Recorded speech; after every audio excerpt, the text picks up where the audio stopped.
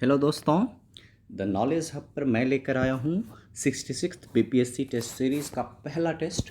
दोस्तों बहुत ही ज़्यादा आप लोगों के लिए इम्पॉर्टेंट है और जब आप नेक्स्ट एग्ज़ाम देने जाएंगे तो बहुत सारे क्वेश्चंस आपको इस टेस्ट सीरीज़ से मिलने वाला है। तो स्टार्ट करते हैं। पहला question, who was the viceroy of India during first census of India? Bharat की पहली जनगणना के दौरान भारत का वाइसराय कौन था? ऑप्शंस है Lord Lytton, Lord Dufferin, Lord Mayo, Lord Ripon. तो चार ऑप्शंस हैं, आपको जल्दी से बताना है कि इसमें से कौन सा आंसर सही है। तो आपके पास 5 सेकेंड का टाइम है, जल्दी से बताइए कि इस क्वेश्चन का सही आंसर क्या है। Time over. तो इस क्वेश्चन का सही आंसर है सी, लॉर्ड मायो। अब देखिए, लॉर्ड मायो के समय में भारत की पहली जनगणना हुई थी 1871-72 में। अब इसका एक्सप्लेनेशंस देख लेते हैं, क्योंकि क्वेश्चन में जितने भी मैंने वायसराय के नाम लिखे हैं वो सब के सब काफ़ी इंपॉर्टेंट हैं। तो उनसे रिलेटेड कुछ क्वेश्चंस जो आपके बन के आ सकते हैं वो एक्सप्लेनेशन में देखिए। तो पहला है कि लॉर्ड लिटन को विपरीत चरित्रों वाला वायसराय कहा जाता है। क्यों? क्योंकि इनके समय बहुत सारे भारत विरोधी काम हुए, भारतीयों के विरोधी काम हुए। जैसे वर्नाकुलर प्रेस एक्ट लाया गया, जिसके तहत यहाँ की भाषाओं में जो लोग लिख रहे थे उन पर अंकुश लगाया गया। ठीक है। इसके बाद आर्म्स एक्ट लाया गया। ये आर्म्स एक्ट या हथियार कानून क्या था? तो हथियार कानून के द्वारा अंग्रेज जो भारत में रहते थे वो तो हथियार रख सकते थे, लेकिन भारतीयों को हथियार रखने की इजाज़त नहीं होती थी। इसके बाद रॉयल एंटाइटलमेंट एक्ट या रॉयल टाइटल्स एक्ट, ये इसके तहत जो है वो किसी को उपाधि दी जाती थी, जैसे राय बहादुर की उपाधि दिया जाना।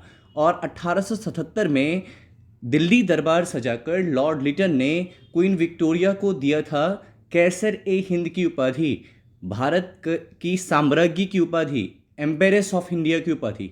ठीक है। तो ये लॉर्ड लिटन के समय में ही हुआ है कि क्वीन विक्टोरिया को एम्पेरेस ऑफ इंडिया बताया गया है।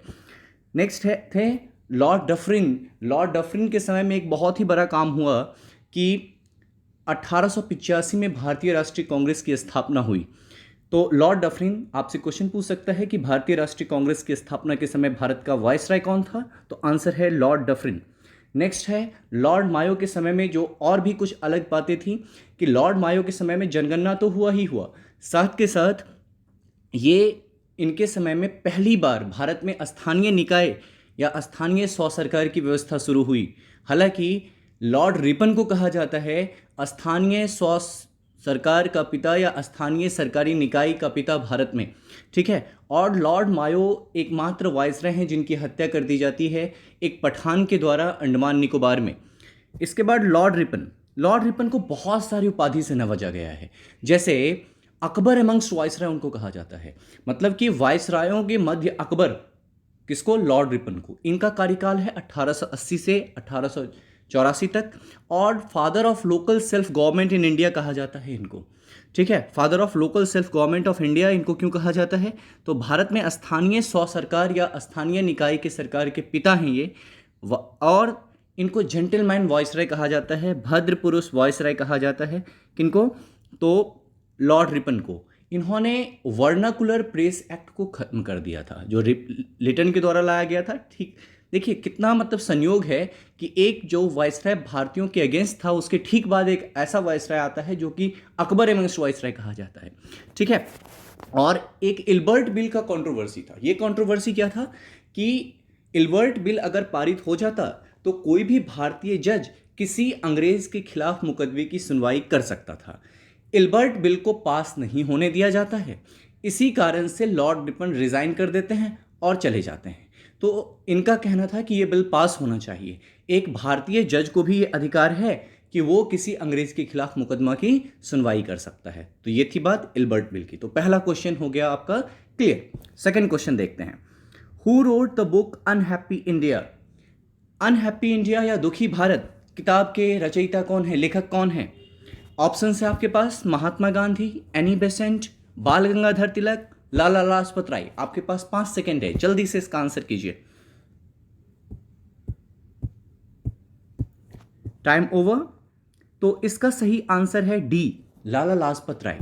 देखिए लाला लाजपत राय, ये जब मैं पर्सनालिटी वाला आपको वीडियो आप देखेंगे मेरा, तो उसमें भी पूरा डिटेल में लाला लाजपत राय के बारे में मैंने बताया है और उसमें भी इस किताब की चर्चा की गई है। तो कुछ एक्सप्लेनेशंस, और जैसे महात्मा गांधी से रिलेटेड अगर आपसे बुक पूछे तो माय एक्सपेरिमेंट विथ ट्रुथ, ये महात्मा गांधी ने गुजराती भाषा में लिखी थी और महादेव देसाई ने इसका रूपांतरण किया है अंग्रेजी में। इसके बाद गोखले में पॉलिटिकल गुरु, गोखले मेरे राजनीतिक गुरु, ये किताब भी किसने लिखी थी? महात्मा गांधी ने। एनी बेसेंट ने भगवद गीता को रूपांतरित किया है अंग्रेजी में, और किस नाम से? तो द लॉर्ड सॉन्ग के नाम से, द लॉर्ड सॉन्ग के नाम से। एनी बेसेंट कांग्रेस की पहली महिला अध्यक्ष। इसके बाद बाल गंगाधर तिलक भी ऑप्शन में था। बाल गंगाधर तिलक से रिलेटेड दो किताब आपको याद रखना है, एक गीता रहस्य और दूसरा the Arctic home of Vedas. तो दो किताब Bal Gangadhar Tilak, the Arctic home of Vedas में वो बताते हैं कि हम आर्य जो हैं वो कहाँ से आए हैं, तो आर्कटिक क्षेत्र से आए हैं। और गीता रहस्य, उन्होंने गीता के बारे में एक तरह से ऐसा कहिए कि जो लिबरल्स थे, मॉडरेट्स थे उस समय कांग्रेस में, उनके खिलाफ एक मास मोबिलाइजेशन के लिए उन्होंने गीता रहस्य जैसे उपक्रम के द्वारा लोगों को जोड़ने का काम किया है। ठीक है, नेक्स्ट है, तो इसमें एक चीज़ और है कि गीता रहस्य का अंग्रेजी में रूपांतरण मराठी में था और ओरिजिनली ये लिखा हुआ, अंग्रेजी रूपांतरण किया है B.S. सुथांकर ने। तो B.S. सुथांकर ने इसका अंग्रेजी रूपांतरण किया है गीता रहस्य का। नेक्स्ट है कि लाला लाजपत राय से रिलेटेड और भी किताब, जैसे अनहैप्पी इंडिया तो था ही, England's debt to India, England का भारत से कर्ज, और young India and interpretation of nationalist movement, युवा भारत राष्ट्रवादी आंदोलन की व्याख्या, ये भी किनसे जुड़ा हुआ है? तो लाला लाजपत राय से जुड़ा हुआ है। इसके बाद जो थर्ड क्वेश्चन है, who was the founder of प्रार्थना समाज, प्रार्थना समाज के संस्थापक कौन थे? ऑप्शंस हैं M.G. रानाडे, आत्माराम पांडुरंग, स्वामी दयानंद सरस्वती और केशव चंद्र सेन। Time over. तो इसका सही आंसर है बी, आत्माराम पांडुरंग। देखिए अन्य जो भी लोग जो हैं इस ऑप्शन में, वो भी किसी न किसी समाज के संस्थापक हैं। तो जैसे M.G. रानाडे, पूना सार्वजनिक सभा या पूना सर्वजन सभा 1870 में गठित की गई थी, उसके संस्थापक हैं M.G. रानाडे। हालांकि M.G. रानाडे 1869 में प्रार्थना समाज से भी जुड़ते हैं, ये जो प्रार्थना समाज है इससे भी जुड़ते हैं M.G. रानाडे। इसके बाद आर्य समाज के संस्थापक हैं स्वामी दयानंद सरस्वती। 1875 में बॉम्बे में आर्य समाज की स्थापना करते हैं स्वामी दयानंद सरस्वती, ये भी आपके ऑप्शन में था, स्वामी दयानंद सरस्वती। नेक्स्ट आपके ऑप्शन में है केशव चंद्र सेन। तो केशव चंद्र सेन ने देवेंद्र नाथ टैगोर से अलग होकर ब्रह्म समाज छोड़ दिया था और भारत का ब्रह्म समाज या भारतीय ब्रह्म समाज की स्थापना की थी 1866 में। नेक्स्ट क्वेश्चन है, fourth question, who was the editor of Amrit Bazar Patrika, अमृत बाजार पत्रिका के संपादक कौन थे? ऑप्शन है आपके पास, शिशिर कुमार घोष, आनंद मोहन बोस, सुरेंद्रनाथ बनर्जी, ईश्वर चंद्र विद्यासागर। Time over. तो इसका सही आंसर है शिशिर कुमार घोष, इसका सही आंसर है शिशिर कुमार घोष। अमृत बाजार पत्रिका के संपादक हैं शिशिर कुमार घोष। और इससे इस क्वेश्चन में चूंकि सुरेंद्रनाथ बनर्जी और ईश्वर चंद्र विद्यासागर का भी नाम है, तो सुरेंद्रनाथ बनर्जी ये बंगाली पत्रिका के संपादक हैं और ईश्वर चंद्र विद्यासागर सोम प्रकाश, आगे आएगा भी। फिर नेक्स्ट है क्वेश्चन कि हु एस्टैब्लिश्ड स्वराज दल इन बिहार, बिहार में स्वराज दल की स्थापना किसने की?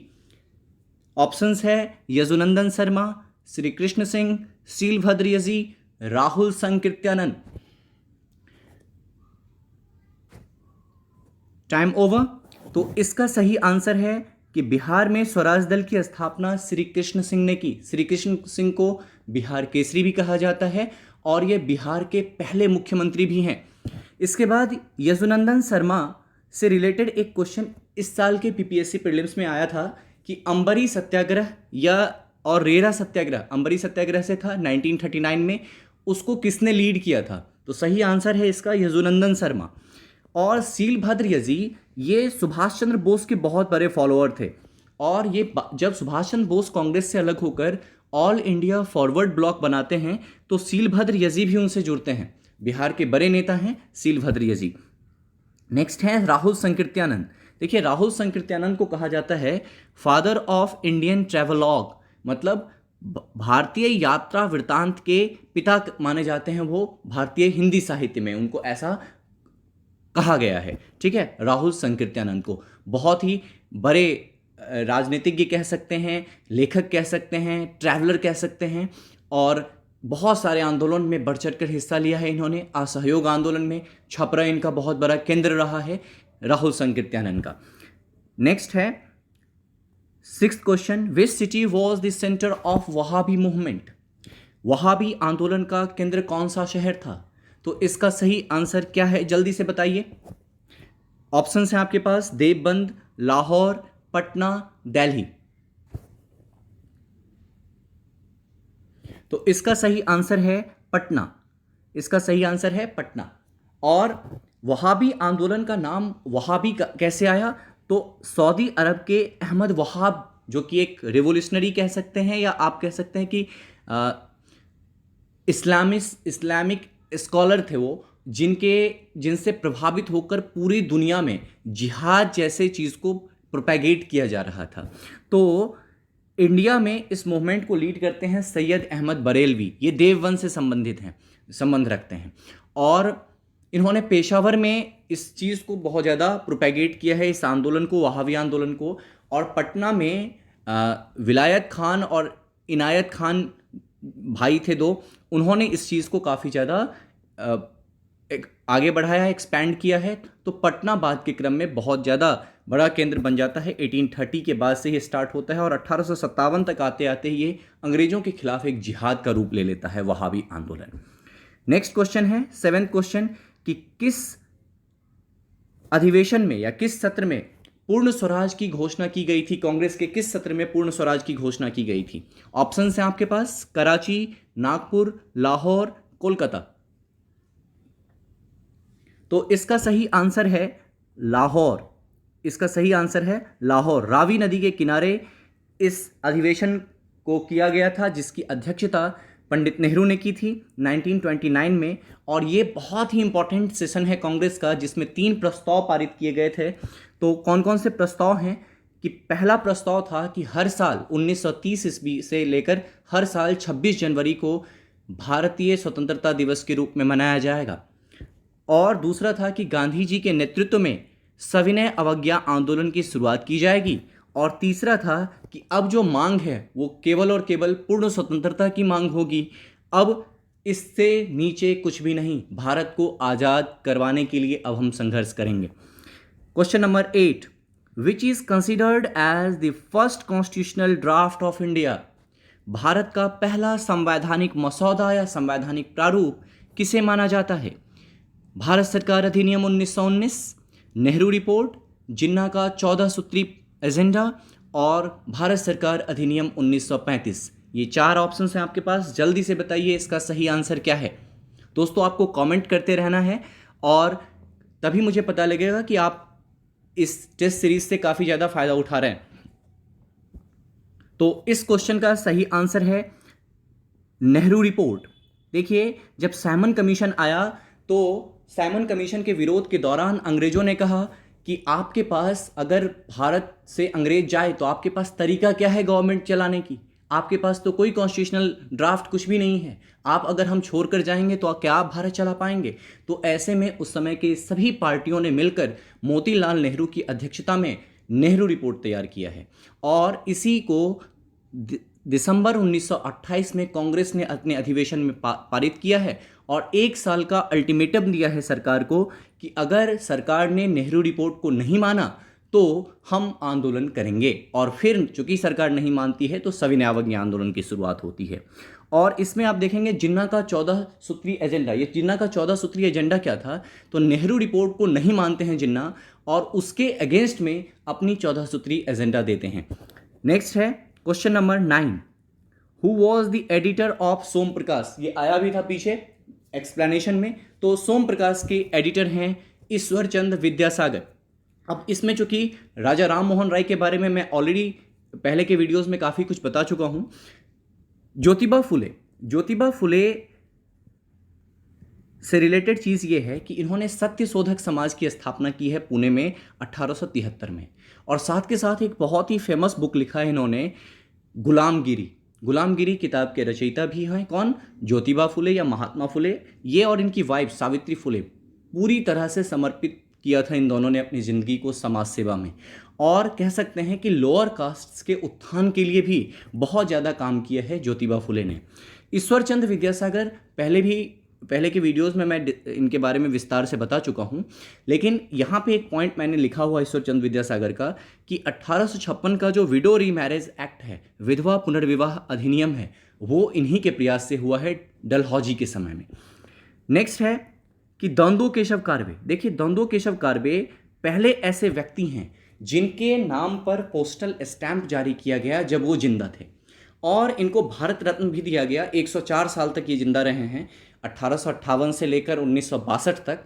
तो ऐसे में 100 साल के जब हुए, 100 ईयर्स के जब ये हो गए, तो इनको भारत रत्न से भी नवाजा गया है। ये फर्ग्यूसन कॉलेज जो डेक्कन एजुकेशन सोसाइटी के प्रयास से पुणे में इस्टेब्लिश किया गया, उसके मैथमेटिक्स के प्रोफेसर भी थे दंदो केशव कार्बे। और विधवाओं के लिए बहुत काम किया है, विधवाओं के एजुकेशन के लिए काफ़ी ज़्यादा काम किया है इन्होंने। और इनके नाम पर पोस्टल स्टैंप भी जारी किया गया है। तो Dhondo Keshav Karve, Bharat Ratna. Next question number 10, which sultan built a mosque in Ajmer as Dhai Din का झोपड़ा? किस सुल्तान ने अजमेर में एक मस्जिद बनवाया जिसका नाम था ढाई दिन का झोपड़ा? ऑप्शंस हैं आपके पास, इल्तुतमिश, बलबन, कुतुबुद्दीन ऐबक, अलाउद्दीन खिलजी। तो इसका सही आंसर है कुतुबुद्दीन ऐबक। देखिए, कुतुबुद्दीन ऐबक ने बनवाया था ढाई दिन का झोपड़ा। कुतुबुद्दीन ऐबक जो है, भारत में दिल्ली सल्तनत की स्थापना करने वाला कुतुबुद्दीन ऐबक है। जब मोहम्मद गौरी की मृत्यु हो जाती है 1206 में, तब 1206 में दिल्ली सल्तनत को स्थापित करता है कुतुबुद्दीन ऐबक, लेकिन इसकी राजधानी होती है लाहौर। और इसने जो वंश चलाया है, चूँकि मोहम्मद गौरी का गुलाम था, तो मोहम्मद गौरी का गुलाम था कुतुबुद्दीन ऐबक, इसीलिए इसके वंश को कहा जाता है गुलाम वंश। और इसी वंश का दूसरा जो ऑप्शन में आप देखेंगे, इल्तुतमिश है पहले नंबर पे, इसी का दामाद है इल्तुतमिश। और इल्तुतमिश को रियल फाउंडर ऑफ दिल्ली सल्तनत कहा जाता है, क्योंकि कुतुबुद्दीन ऐबक ने लाहौर से शासन किया है और इल्तुतमिश ने राजधानी को ट्रांसफ़र किया है दिल्ली, और दिल्ली में आकर शासन किया है। तो इसलिए रियल फाउंडर ऑफ दिल्ली सल्तनत किसको कहा जाता है, वास्तविक संस्थापक किसको कहा जाता है? इल्तुतमिश को कहा जाता है। नेक्स्ट है बलबन। इसी वंश का, स्लेव डायनेस्टी का ही, गुलाम वंश का ही एक बहुत ही शक्तिशाली राजा हुआ है जिसका नाम है बलबन। बलबन अपने आप को अफरासियाब, जो ईरान के बहुत पॉपुलर फिगर हैं, बहुत पॉपुलर राजा हैं अफरासियाब, उनका वंशज मानता था। और ईरानी परंपरा में जो सार्वजनिक दंड दिया जाता था, सजदा और पैबोस, उसकी शुरुआत भारत में बलबन ने की थी। और बलबन लौह और रक्त नीति भी चलाता है, आयरन एंड ब्लड पॉलिसी भी चलाता है बलबन। ठीक है, तो ये नेक्स्ट फोर्थ जो ऑप्शन में था, अलाउद्दीन खिलजी। देखिए, अलाउद्दीन खिलजी मिडीवियल इंडिया का, मध्यकालीन भारत का एकमात्र ऐसा राजा है जो कि पूरे भारत पर राज करता है। अलाउद्दीन खिलजी, ये खिलजी वंश का है। जलालुद्दीन खिलजी का भतीजा भी है और दामाद भी है। अपने चाचा या अपने ससुर की हत्या करके बनता है सुल्तान। और अलाउद्दीन खिलजी एकमात्र मध्यकालीन भारतीय राजा जो पूरे भारत पर राज करता है। नेक्स्ट, हु अपॉइंट्स जजेस ऑफ हाई कोर्ट? दोस्तों, 10 क्वेश्चंस मैंने हिस्ट्री के लिए थे। नेक्स्ट 11th नंबर का जो क्वेश्चन है वो है हु अपॉइंट्स जज ऑफ हाई कोर्ट? ये पॉलिटी से है और इसका सही आंसर है दोस्तों प्रेसिडेंट। इसका सही आंसर है प्रेसिडेंट। आपको ध्यान ये रखना है कि सुप्रीम कोर्ट हो या हाई कोर्ट हो, इनके जो जज होते हैं इनका अपॉइंटमेंट प्रेसिडेंट के द्वारा होता है। राष्ट्रपति ही नियुक्त करते हैं सुप्रीम कोर्ट और हाई कोर्ट के जज को। Question number 12, the provision for attorney general of India is under which article of the constitution? Bharat के अटॉर्नी जनरल या महान्यायवादी का प्रावधान संविधान के किस अनुच्छेद के तहत है? दोस्तों, ऑप्शंस है आर्टिकल 74, आर्टिकल 79, आर्टिकल 76, आर्टिकल 165। तो इसका सही आंसर है आर्टिकल 76। इसका सही आंसर है आर्टिकल 76।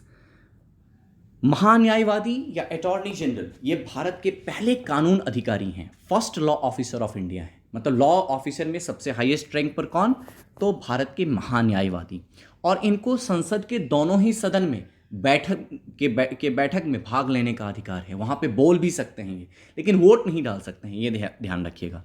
भारत के किसी भी कोर्ट में ये जा सकते हैं, वहाँ ऑडियंस बन सकते हैं और इनफैक्ट गवर्नमेंट ऑफ इंडिया का पक्ष भी रख सकते हैं। तो भारत के सरकार के, आप कह सकते हैं सरकार के वकील, केंद्र सरकार के वकील कौन हैं? तो अटॉर्नी जनरल या महान्यायवादी। जिस तरह से केंद्र सरकार के वकील होते हैं महान्यायवादी या अटॉर्नी जनरल, ठीक उसी तरह से हर राज्य के वकील होते हैं राज्य सरकार के महाअधिवक्ता।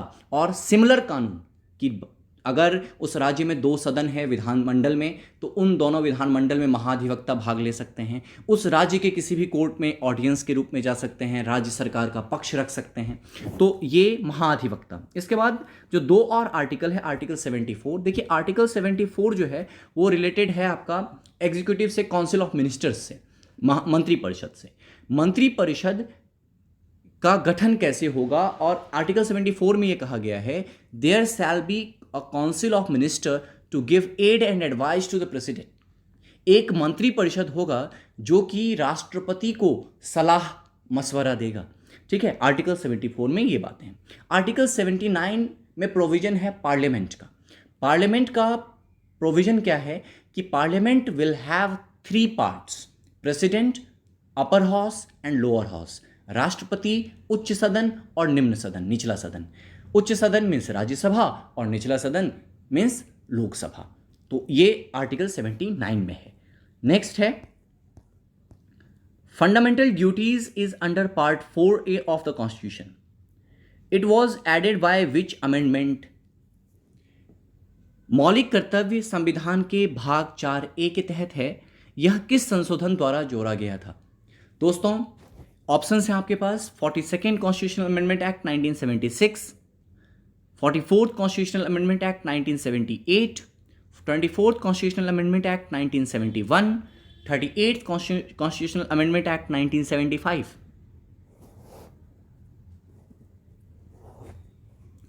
तो इसका सही उत्तर है 42nd कॉन्स्टिट्यूशनल अमेंडमेंट एक्ट 1976। अब इसका एक्सप्लेनेशन देखिए। 42वें संविधान संशोधन अधिनियम 1976 को कहा जाता है मिनी कॉन्स्टिट्यूशन, लघु संविधान या मिनी संविधान कहा जाता है। क्यों कहा जाता है ऐसा? तो देखिए बहुत सारी चीज़ों को इसमें ऐड किया गया था 42वें संविधान संशोधन अधिनियम से। पार्ट 4A जिसके तहत फंडामेंटल ड्यूटीज या मौलिक कर्तव्य ऐड किया गया, साथ के साथ प्रियम्बल जो भारत का प्रस्तावना है, संविधान का प्रस्तावना है, उसको भी एक ही बार आज तक संशोधित किया गया है और जिसके तहत 3 शब्द जोड़े गए थे, सोशलिस्ट, सेकुलर और इंटीग्रिटी। मतलब समाजवादी, धर्मनिरपेक्ष और अखंडता, ये 3 शब्द जोड़ा गया था 42वें संविधान संशोधन अधिनियम से। और बहुत सारे आर्टिकल्स में चेंजेस लाए गए थे 42nd, जैसे आर्टिकल 39A को ऐड किया गया है, आर्टिकल 48A को ऐड किया गया है। तो बहुत सारे संविधान में कह सकते हैं कि बहुत सारे प्रोविजंस लाए गए। तो आपसे क्वेश्चन पूछा जा सकता है 42nd कॉन्स्टिट्यूशनल अमेंडमेंट एक्ट 1976 को का दूसरा नाम क्या है? तो मिनी कॉन्स्टिट्यूशन। एक और अमेंडमेंट यहाँ पर मैं डिस्कस करता हूँ 44th। जितने सारे बदलाव 42nd ने नेगेटिव रूप में कर दिए थे, जैसे कि 42nd का एक एग्जाम्पल देता हूँ कि इमरजेंसी के दौरान लोकसभा का कार्यकाल 1 साल तक बढ़ाया जा सकता था, ये 42nd में था। इसको खत्म किया है किसने? 44th ने। तो जितने भी उसमें गलत चीज़ें ऐड कर दी गई थी उनको 44th में ख़त्म किया गया है। ये 1978 में आया था, चूँकि जनता पार्टी की सरकार आई थी, उसने इंदिरा गांधी के जो चीज़ नेगेटिव इमरजेंसी के दौरान लाया गया था ये 1976 में, उसको खत्म किया है। नेक्स्ट है कि how many languages are in 8th schedule? 8वीं अनुसूची में कितनी भाषाएं हैं? तो ऑप्शंस हैं आपके पास 14, 15, 18 और 22।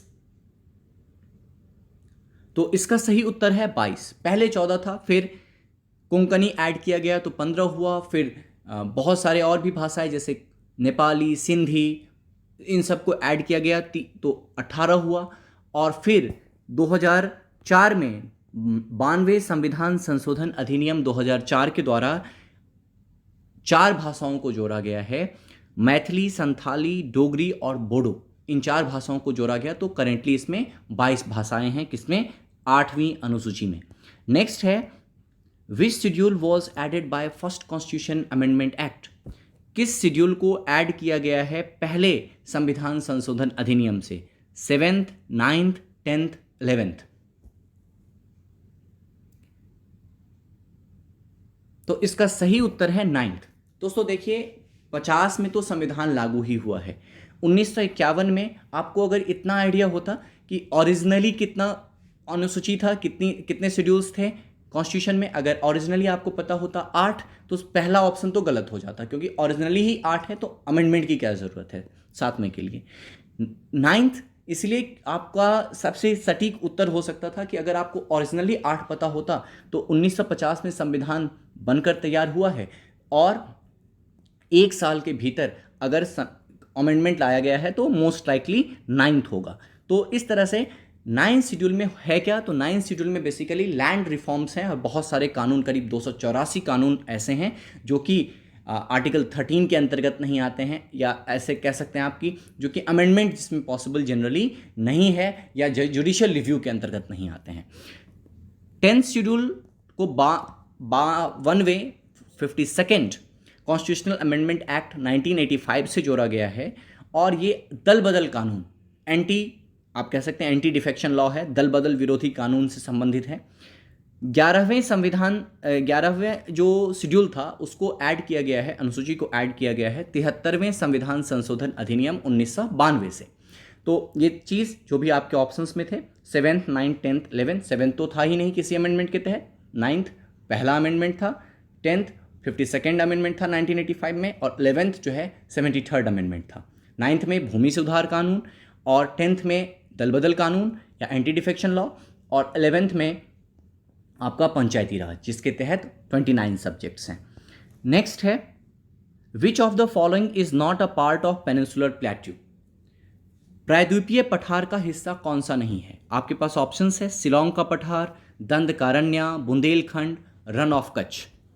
तो इसका सही उत्तर है रन ऑफ कच्छ। बाकी जो 3 है शिलोंग का पठार, दंडकारण्य, बुंदेलखंड, ये पेनिनसुलर प्लेटू या प्रायद्वीपीय पठार का हिस्सा है।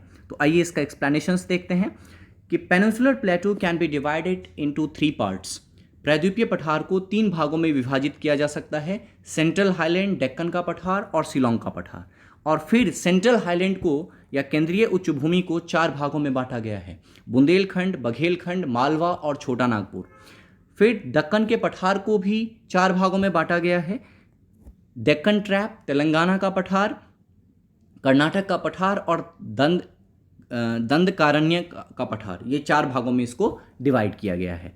और शिलोंग के प्लेटू में, शिलोंग के पठार में 3 मेन पहाड़ियाँ हैं, गारो, खासी और जयंतिया।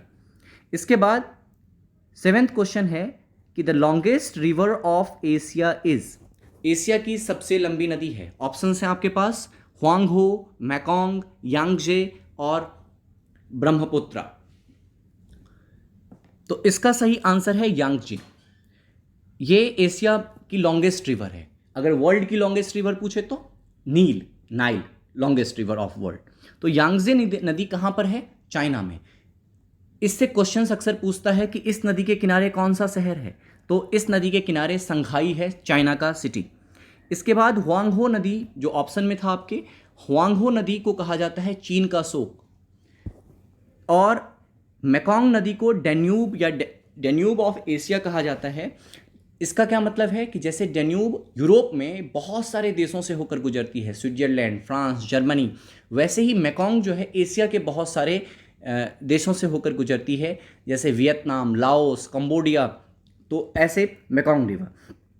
नेक्स्ट है ब्रह्मपुत्र नदी। देखिए ब्रह्मपुत्र नदी को तिब्बत में कहा जाता है सैंगपो या जैंगबो, और चूंकि इंडिया में प्रवेश होती है ब्रह्मपुत्र नदी अरुणाचल प्रदेश में, तो अरुणाचल प्रदेश में भी इसके 2 नाम हैं, दिहांग और सियांग। और साथ के साथ बांग्लादेश में ब्रह्मपुत्र नदी को कहा जाता है जमुना, बांग्लादेश में कहा जाता है जमुना। इसके बाद नेक्स्ट क्वेश्चन है 18th, the largest reserve of petroleum is in, सर्वाधिक पेट्रोलियम का भंडार किस देश में है। सऊदी अरेबिया, रसिया, यूएसए, वेनेजुएला। तो इसका सही आंसर है वेनेजुएला। इसका सही आंसर है वेनेजुएला। देखिए बाकी जो ऑप्शंस है वो भी काम के हैं कि अगर आपसे पूछे कि पेट्रोलियम का सबसे बड़ा उत्पादक देश कौन सा है, तो यूएसए है लार्जेस्ट प्रोड्यूसर, और इसके बाद है सऊदी अरेबिया, और फिर है रसिया। और अगर आपसे पूछे कि भारत सर्वाधिक पेट्रोलियम का आयात किस देश से करता है, तो इराक और सऊदी अरेबिया, ये दो बड़े देश हैं जिनसे भारत आयात करता है सबसे ज़्यादा। Iraq number 1, Saudi Arabia number 2। Next question है the longest national highway of India is. Bharat में सबसे लंबा राष्ट्रीय राजमार्ग कौन सा है? NH44, NH6, NH9, NH2। तो दोस्तों इसका सही आंसर है NH44। इस NH44 को उत्तर दक्षिण गलियारा भी कहा जाता है। श्रीनगर को कन्याकुमारी से जोड़ती हैं NH44। लास्ट क्वेश्चन आज का, which state is on top in food grain production. कौन सा देश है जो कि खाद्यान्न उत्पादन में शीर्ष स्थान पर है? पंजाब, हरियाणा, बिहार और यूपी। तो दोस्तों इसका सही आंसर है डी, यूपी। और एक्सप्लेनेशंस देखिएगा कि यूपी जो है खाद्यान्न उत्पादन में सबसे बड़ा राज्य है, जिसके बाद कौन सा है? पंजाब और हरियाणा। और खाद्यान्न का मतलब क्या होता है? तो खाद्यान्न में मुख्यतः आपको 5 फसल ध्यान रखना है। गेहूं, मक्का, बाजरा, चावल, दाल, ये 5 चीज़ें हैं जो कि खाद्यान्न में आते हैं। तो इस तरह से आपके 20 क्वेश्चंस का ये सेट था, 10 हिस्ट्री से, 5 पॉलिटी से और 5 ज्योग्राफी से। दोस्तों अगर आपको ये वीडियो पसंद आया हो तो प्लीज़ लाइक कीजिए, शेयर कीजिए और ज़्यादा से ज़्यादा लोगों तक पहुँचाइए, ताकि बहुत सारे लोगों तक मेरा ये टेस्ट सीरीज पहुंच पाए और आप जल्दी से जल्दी एग्ज़ाम में सफल हो पाएँ। Thank you so much.